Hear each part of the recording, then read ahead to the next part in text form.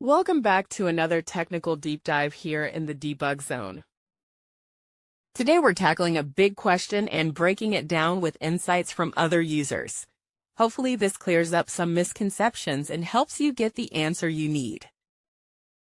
So buckle up, stay a little curious, and let's jump right in.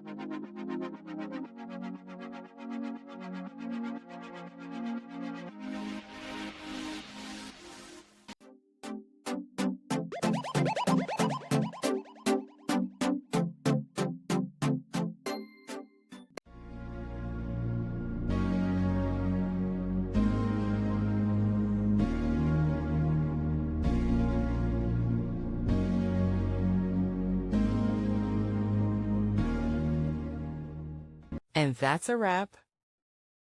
I hope you found the answer you were looking for.